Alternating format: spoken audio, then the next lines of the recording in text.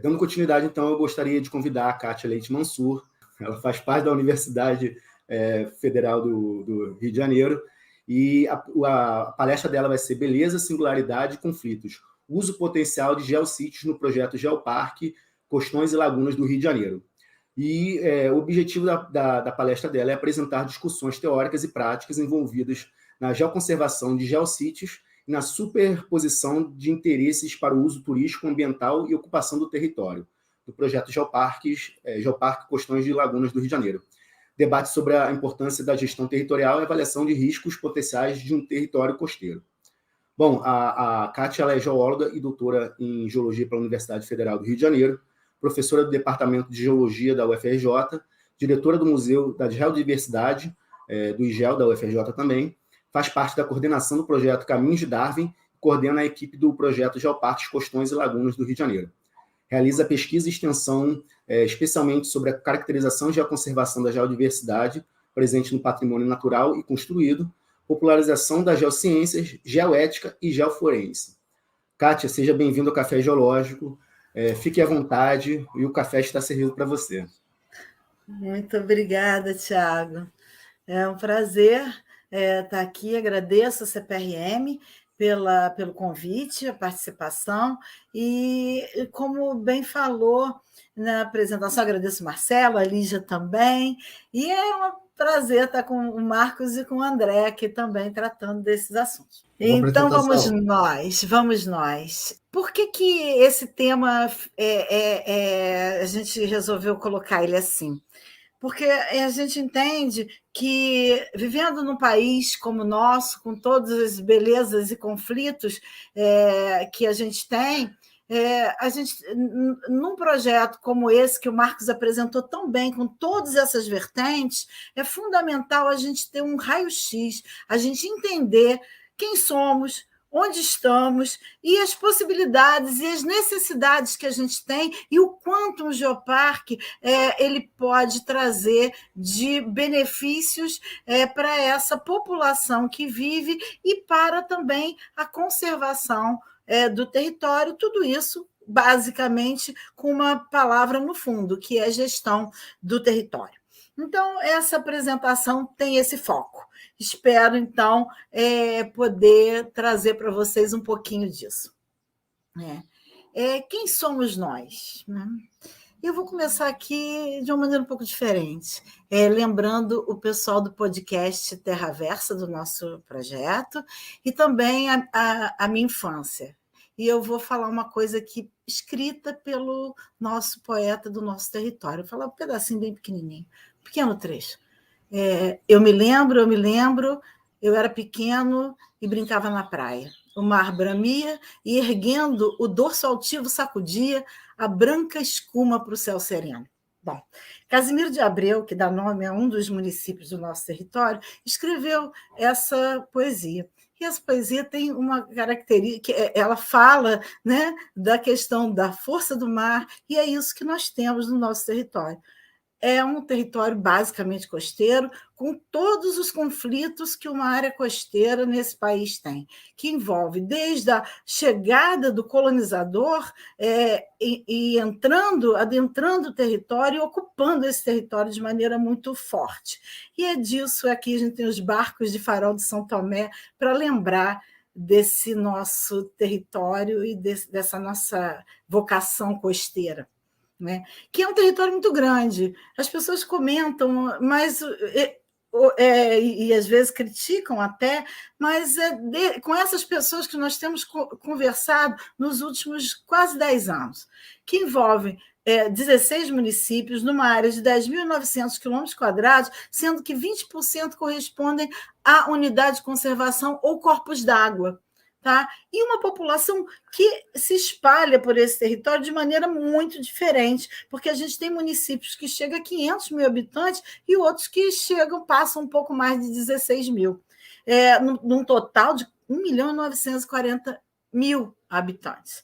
E isso é muito grande, até porque muitos desses territórios, por exemplo, Cabo Frio, Arraial do Cabo, aquela região foi visitada por Américo Vespucci em 1503. Então, desde essa época, a gente vem recebendo gente. né, tem uma força histórica muito grande. Chegamos, então, para conhecer rapidamente, vou passar rapidamente pelos municípios, para vocês terem uma ideia da nossa paisagem costeira. Estamos aqui em Maricá, Saquarema, Araruama, Iguaba Grande, São Pedro da Aldeia, sempre costões e lagunas, Arraial do Cabo, Cabo Frio, Armação dos Búzios, Casimiro de Abreu, Rio das Ostras, Macaé, Carapebus, Quissamã, Campos dos Goitacazes, São João da Barra, São Francisco de Itabapoana, com suas belas falésias. São os nossos 16 municípios. Como o Marcos falou, tudo começa também com o inventário dos valores internacionais, científico, turístico, educacional, e nós temos cerca de 300 sítios mapeados dentro desse território, sendo que 60 deles estão dentro de unidades de conservação. Aliás, as unidades de conservação do nosso território podem ser vistas lá no nosso website, que é um website bastante completo também. Então, essa é uma característica dos sítios.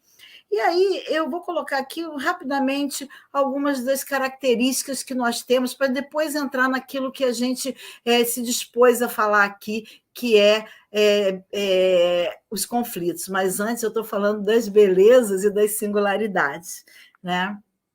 Então vamos nós. Do território africano, deixado pelo capricho da tectônica de placas, na Gruta da Sacristia, Maricá, a orogenia Búzios, a última parte a se colar do nosso supercontinente Gondwana. Há uma raridade mineral mundial que são os pseudomorfos de pseudoleucita de Rio das Ostras. Do continente, na Praia das Conchas, em Cabo Frio, a Ilha do Farol, em Arraial do Cabo, da Serra, da Cachoeira, a Restinga, no Parque Nacional da Restinga de Jurubatiba, das dunas ao manguezal, a mata de tabuleiro, a vegetação de semiárido, com nossa vegetação endêmica dessa região, a floresta ombrófila densa, na água, na árvore, com o nosso mico-leão dourado, na árvore, com nossas espécies endêmicas, esse é o Formicivora litoralis, na restinga, também espécies ameaçadas de extinção, dos beach rocks, descritos por Darwin, que aqui passou em 1832, e que hoje vai ser objeto de um Globo Repórter, hoje à noite, fazendo a propaganda. Quem quiser conhecer um pouco do nosso território que Darwin viu, aproveita para ver lá. E arenitos na praia em Carapebus, aos sambaquis e sambaquis musealizados in situ, do quilombo, dos pescadores, as marisqueiras quilombolas, das capitanias hereditárias e dos naturalistas que aqui passaram ao longo, principalmente do século XIX, deixando uma riquíssima bibliografia. Das estações de trem, ressignificadas hoje. Da casa de Alberto Lamego, importante geólogo brasileiro, a casa de Gabriel Joaquim dos Santos, a Casa da Flor. Do açúcar e do sal. Dos tapetes de sal ao pré-sal. Das Abaiomi da Machadinha, quilombo da Machadinha. A tapeçaria do espraiado super premiada. Da culinária quilombola, as frutas da restinga tão deliciosas, e a fruticultura, e as casas de farinha, sobre as ondas e embaixo delas, da construção do delta do Rio Paraíba do Sul, as bioconstruções dos estromatólitos holocênicos das nossas lagunas hipersalinas, e as construções históricas como a Fazenda Campos Novos, jesuítica, com mais de 300 anos, tombada patrimônio nacional. Com base em toda essa riqueza, que a gente veio aqui apresentar um pouco de uma discussão teórica e também prática envolvida conservação desses lugares tão importantes que envolvem uma superposição de interesses, como bem falou lá o Tiago, que leva a essa ocupação de um território que é grande, mas que tem dentro dele características muito próprias e onde vive uma população muito diferente daquela que muitos pensam, por se tratar de Estado do Rio de Janeiro e litoral. Então, em cima disso, e trazer um pouco desse debate, é que eu pensei em produzir aqui uma reflexão. Na verdade, essa apresentação é muito mais uma reflexão do que qualquer outra coisa, mas uma reflexão baseada em dados, né? Quem somos nós? Quem vive aqui? Né? Então, essa imagem noturna mostra as luzes acesas de São Paulo a Rio de Janeiro, e aqui, não sei se eu vou conseguir apontar bem para vocês, aqui ó, a gente vê o território do Geoparque Costões e Lagunas iluminado, ligando então a cidade do Rio de Janeiro, Niterói, que fica aqui, Rio de Janeiro, e aqui ligando a São Paulo, ou seja, a área do litoral que cresce, que avança. Né? E como vivem? Infelizmente, os dados de DH do nosso país, né, municipal, são de 2010, mas a gente vê aqui também em preto na espacialidade aqui, os que estão em preto são aqueles que renda, longevidade, educação e o IDH são maiores ou iguais ao do Brasil. Em vermelho, aqueles que estão marcados aqui, aqueles que ultrapassam, né?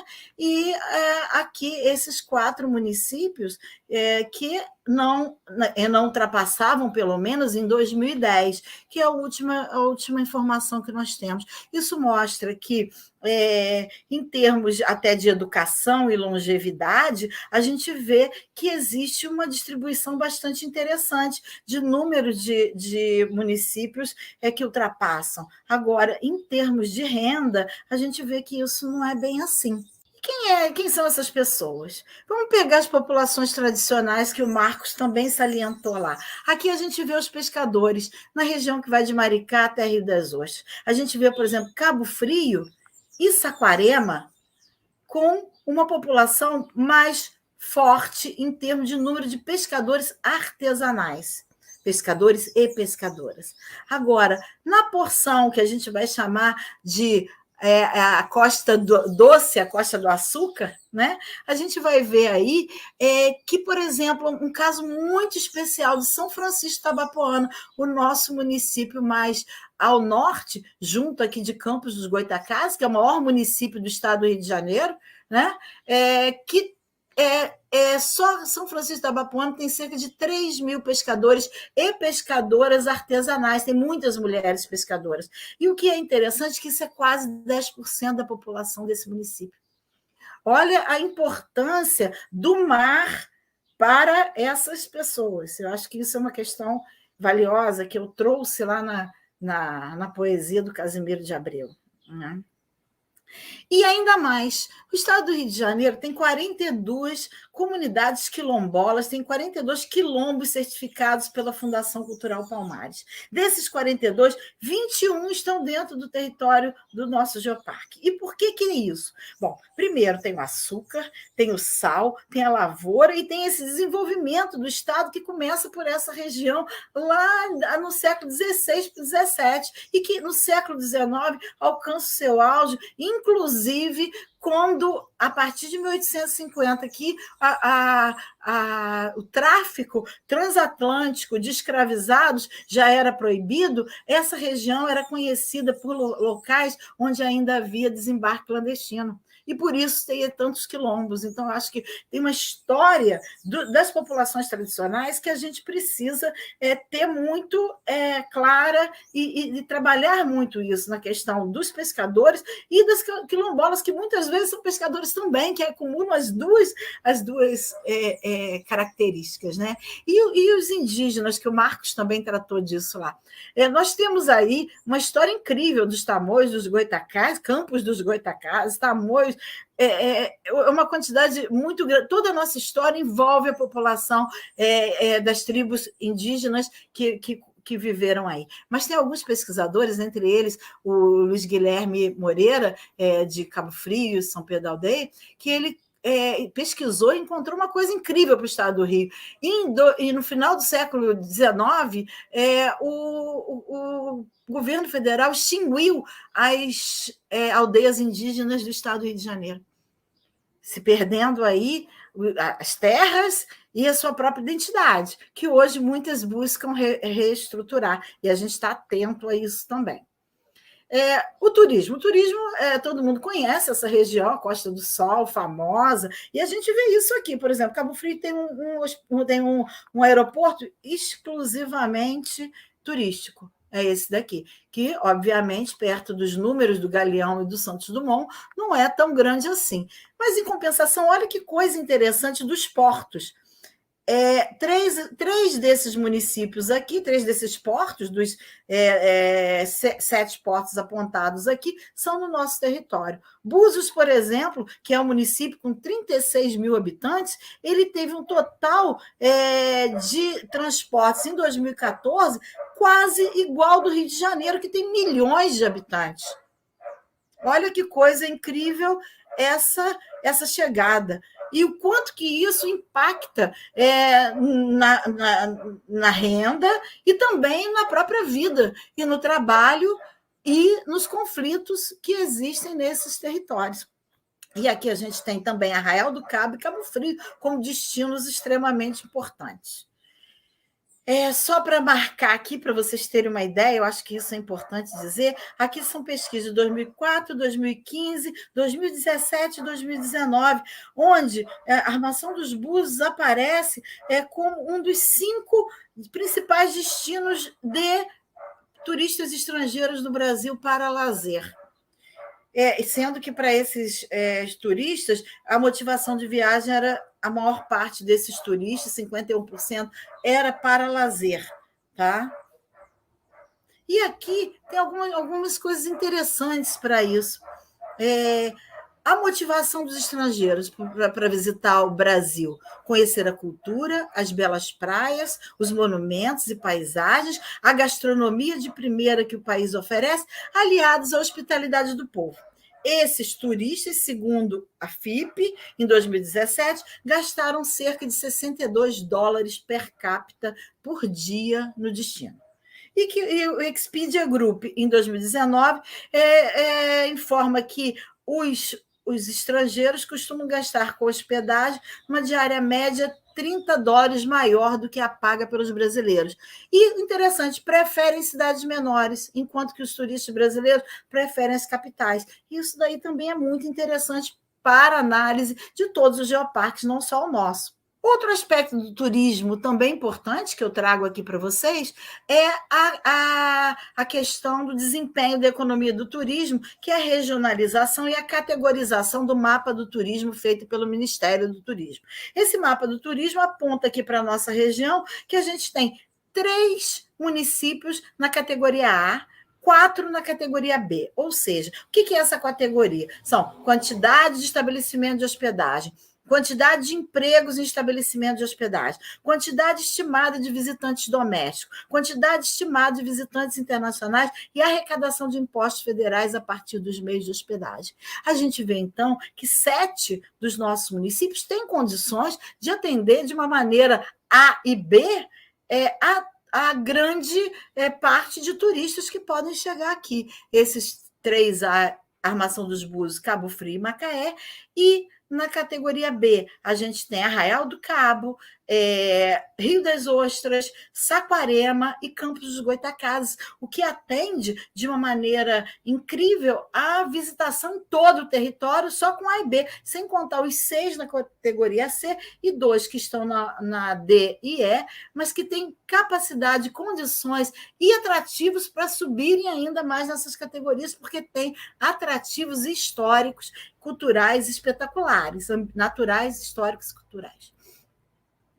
Outro aspecto que a gente não pode deixar, a gente está falando aqui que a gente é um território de mar e é um território de petróleo também, como eu falei lá do pré-sal e do pós-sal também. E aqui a gente vê um valor incrível, isso aqui dados até mês passado desse ano, 2021, de janeiro a setembro, o nosso território arrecadou cerca de 4 bilhões e 677 milhões nos municípios de royalties, numa média de 519 milhões, né, por mês, mas alguns municípios com 1 milhão e 600, e aquele que tem mais com 199 milhões em média por mês. Ou seja, recursos das riquezas naturais geradas no mar que entram nos cofres dos municípios diretamente, que são impactados de uma certa maneira, não muito impactados, por uma economia muito forte, muito rica e com muito dinheiro, mas que também pressiona ambientalmente, socialmente essas comunidades. Existe ainda alguns dados que a gente pode buscar, e um deles é o Índice de Desenvolvimento Sustentável das Cidades, que é uma plataforma que está buscando entender como que esses municípios se adequam aos ODS. 3 dos nossos municípios já entraram na plataforma e a gente consegue ver entre 770 municípios que já se colocaram nessa plataforma, 364, no número 364, a gente tem Campos dos Goitacazes, Rio das Ostras, em 429 e Maricá em 513. Mas é uma plataforma que eu acho muito interessante que todos entrem para a gente ter essa... em cada ODS tem vários indicadores, é muito interessante esse índice desenvolvido aí, essa plataforma para o Brasil. Falei agora de todas essas questões, eu vou rapidamente tratar aqui dos conflitos. Num trabalho que a gente escreveu em 2017, da Silvânia, e que eu também sou coautora, a gente trabalhou a questão da sustentabilidade de geossítios. Eu queria aqui levantar 10 aspectos. Conscientização do que é desenvolvimento sustentável, a importância dos geossítios e da proteção ambiental. Isso a gente chamou de conscientização ambiental naquilo que a gente entendia que era características de sustentabilidade para os geossítios. O segundo deles é coleta, separação, reciclagem e descarte de resíduos. O terceiro é saneamento básico disponível, ou seja, eliminação segura de águas residuais e acesso à água potável. Senso de pertencimento. Legislação disponível para uso do solo e para controle do desmatamento e proteção da geo e da biodiversidade. Planejamento das áreas urbanas, da urbanização. Comunidade local envolvida em serviços, produtos e indústrias na região. Atividades turísticas com o objetivo de promover geossítios e empoderar a população local. Estradas, rotas de ônibus e horário disponível para atender às necessidades dos usuários do transporte público, inclusive daqueles visitantes que querem chegar aos geossítios e que podem fazer isso de várias maneiras. E a existência de atividade de longo prazo, estratégias de monitoramento e leis de proteção para que essa sustentabilidade se mantenha. Então, esses aspectos nós entendemos fundamentais para que, numa análise para esses geossítios. E aí a gente vê, como nesse trabalho aqui, o quanto que se perdeu entre 76 e 2012, a gente já fez isso para outros lugares, mas eu peguei esse daqui, porque trata de uma coisa muito importante também. Olha só, o número de salinas que se perdeu entre 76 e 2012 e o número de areia de restinga que se perdeu. E corpos d'água. A gente acabou de ver agora que o Brasil está perdendo também seus corpos d'água. Isso não é daqui, isso é uma questão internacional e eu acho que a gente nacional e que acho que a gente precisa entender bem e analisar isso. Números do saneamento básico, isso aqui são números da Firjan de 2019, a gente vê que do ponto de vista de abastecimento de água, há até, de uma maneira geral, uma característica bastante alta, salvo alguns casos que não é, mas a questão da coleta de esgoto e do tratamento desse esgoto coletado, a gente ainda tem muito trabalho a fazer. E pensando nisso, imagina um território costeiro, isso eu estou falando daqui do nosso território, mas você pode esparramar isso pelo país como um todo. Então, eu estou aqui mostrando que um território com vocação turística, com vocação para o mar, com uma grande parcela da população vivendo do mar e das belezas naturais que tem, que ainda necessita de universalizar a questão do saneamento básico urgentemente. É uma questão nacional, é uma questão de saúde pública. E ainda tem as pressões diretas sobre os nossos geossítios. Por exemplo, aqui nas Dunas do Peron, empreendimento imobiliário de grande porte sobre toda a área do Campo de Dunas. Está embargado, mas não está ainda definitivamente afastado desse perigo. Nesse lugar espetacular, que o pessoal faz esporte, visita, tem uma fauna e flora incrível, adaptada às dunas. E ainda o segundo caso que eu selecionei rapidamente, também costeiro, dos Beach Rocks de Darwin, com terminal petrolífero ou de outro, agora não é mais petrolífero, acho que já mudou para qualquer coisa que possa vir a ser, não sabemos direito muito bem que terminal que é esse, mas que está no lugar que tem, além dos Beach Rocks, a belíssima Gruta da Sacristia, e, além de tudo, um lugar cujas ondas atraem os big riders do surf, quando entram as ressacas com ondas que ultrapassam 5 metros de altura. Também da questão da fragilidade natural das ressacas. Aqui, um posto de guarda-vidas em Cabo Frio, em 2010, numa ressaca, e aqui do lado de cá, olha, uma erosão. Aí a gente pode pensar, mas uma erosão, quando acaba a ressaca, repõe. Só que isso daqui, gente, sabe o que é? É a Duna Boa Vista, é um sambaqui. Cada vez que isso daqui é escavado pela erosão, a gente está perdendo patrimônio. O turismo às vezes arrisca beirar o overturismo, que é quando a população começa a sentir os traumas de um turismo exacerbado. Por exemplo, Búzios chega a ter 200% mais de turistas no ano do que a sua população, assim como Iguaba. Cabo Frio chega a quase 150%, como mais de 100% tem Araruama, Saquarema, e vários outros vão assim, Araruama, Arraial do Cabo, que ultrapassa 100 também. Ou seja, a população dos municípios ela é sobrepujada pela quantidade de gente que vai visitá-los, né?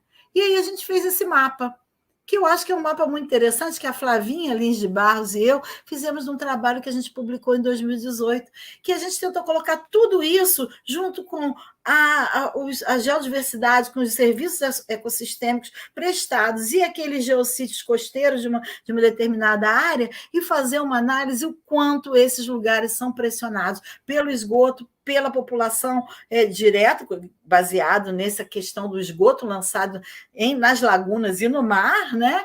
E na número de turistas que visitam os lugares e a vulnerabilidade às ressacas e erosão costeira. Então, assim como nós tentamos espacializar isso no mapa, eu acho que é muito importante que os geoparques pensem nisso também, pensem na questão do turismo como solução, mas também com a necessidade desses geoturismo ele atender de uma maneira adequada, da mesma forma que a questão do saneamento, que quando chega e aumenta esse número de visitantes, o saneamento precisa ser solucionado também.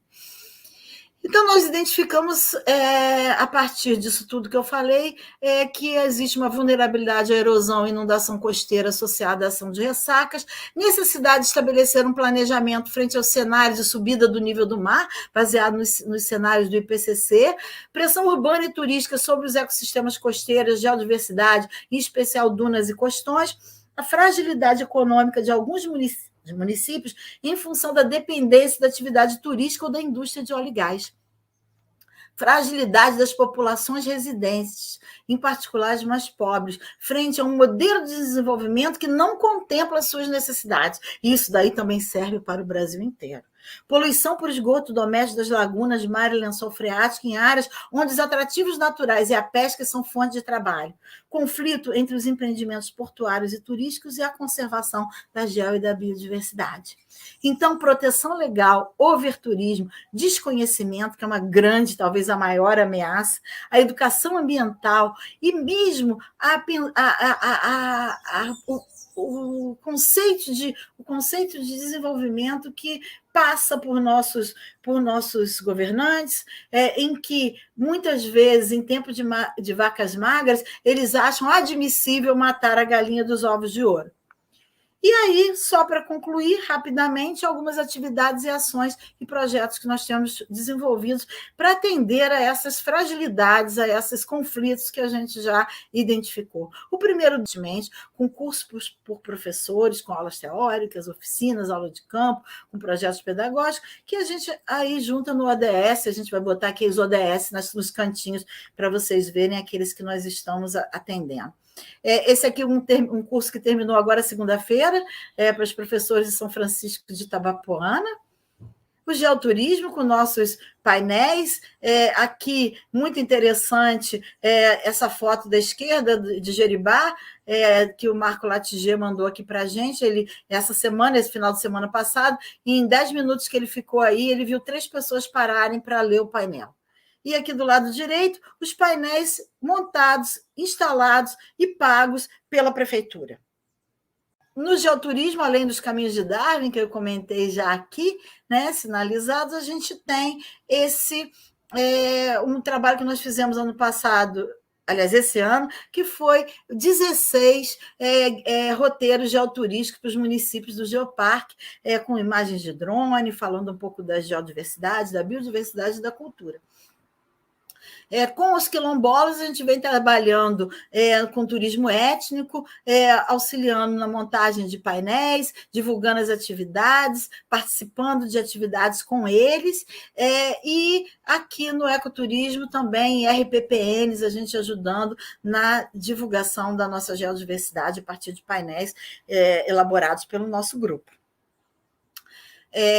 Também cursos para professores, os nossos geodias, que são caminhadas guiadas ao longo de espaços marcados.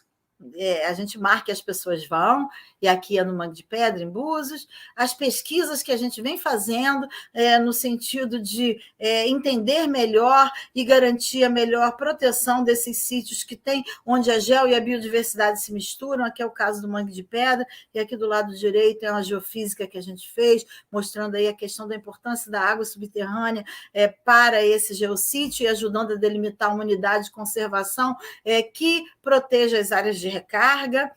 Na questão dos ODS da igualdade de gênero, a gente tem um projeto que a gente aprovou na FAPERJ agora, que chama Geociência, Substantivo Feminino, Meninas Geocientistas São Francisco de Itabapoana, onde a gente está trabalhando, vai começar a trabalhar com eles aqui esse tema das geociências, e a divulgação que a gente faz no apoio às mulheres quilombolas da região. E esse aqui é um projeto CNPq que nós temos aprovado, chama Análise do Passado para Pensar o Futuro, as variações do nível relativo do mar no território do Geoparque Costões e Lagunas do Rio de Janeiro, onde onde a gente trabalha com o inventário dos geossítios, indicadores de variação do nível do mar, reconstituições paleoambientais e simulação de cenários futuros com base no IPCC, e também na identificação dos serviços ecossistêmicos prestados por essa geodiversidade, a partir do mapeamento e identificação dos serviços nesses lugares, indicadores de variação do nível do mar. E a partir daí, trabalhar nos potenciais impactos e diretrizes para a gestão territorial, considerando isso tudo. E como um item desse projeto, a gente tem o projeto de igualdade de gênero do ODS 5, que é trabalhar com as mulheres do território. E o projeto de geocomunicação, com apoio à educação formal e não formal, website, mídias sociais, documentário, e o nosso podcast, que é o Terraversa, que trata de poesia, música e muita conversa sobre geoparques, sobre geodiversidade, geoconservação. A gente tem uma exposição itinerante que a gente empresta, uma foi devolvida agora essa semana, estava itinerando por Maricá. Temos website, redes sociais, bastante ricas em informações, os nossos superferas, nossos mascotes, vai sair um livro agora, aguardem muito em breve, daqui a mais ou menos um mês, sai um livro sobre eles, os superferas respondem, e a gente tem um caderno de atividades, além dos livretos dos superferas. Temos eventos, eu já falei do Geodias, né, que tem algumas fotos, e o nosso workshop, a gente fez o segundo, que foi apoiado pela FAPERJ, que reuniu nos 3 dias, virtualmente, 3.000 pessoas no espetáculo. E agora a gente vai fazer o terceiro. A FAPERJ já aprovou, e no primeiro semestre do ano que vem a gente aguarda o terceiro workshop. As parcerias são diversas entre entidades científicas, as prefeituras, empresas privadas, os organismos públicos, está aqui a CPRM, que é a nossa parceira de fé, né? Empresas de geoturismo, entidades, enfim. A gente tem aqui uma gama de organizações, de shopping, a Federação dos Convention Bureau do Estado. Assim, muita gente. E empresas de comunicação também, como rádio, que são super parceiras e que avisam tudo que a gente faz. Né? Então, agradecendo, eu queria mostrar isso, que a gente fazer essa avaliação e mostrar um pouco do que a gente vem fazendo, protegendo áreas, entendendo a importância de fazer gestão territorial com base na ciência e com base no respeito às pessoas que vivem nesses lugares. Então, muito obrigada, e estão nossos contatos e endereços para quem quiser. Obrigada. Kátia, obrigado pela sua palestra, foi belíssima. Não só a palestra, mas o trabalho que vocês desenvolvem, importantíssimo. Eu, como morador do Rio de Janeiro, me sinto muito feliz por ter um geoparque dentro do estado onde eu nasci e moro, né? E adorei que no início da sua apresentação você apresentou ali aquele Dique de Abásio de Búzios. Eu tenho um carinho especial, tem até um pedacinho dele aqui. Tem até um pedacinho dele aqui. Jeribá, né? Ele é lindo, ele é lindo.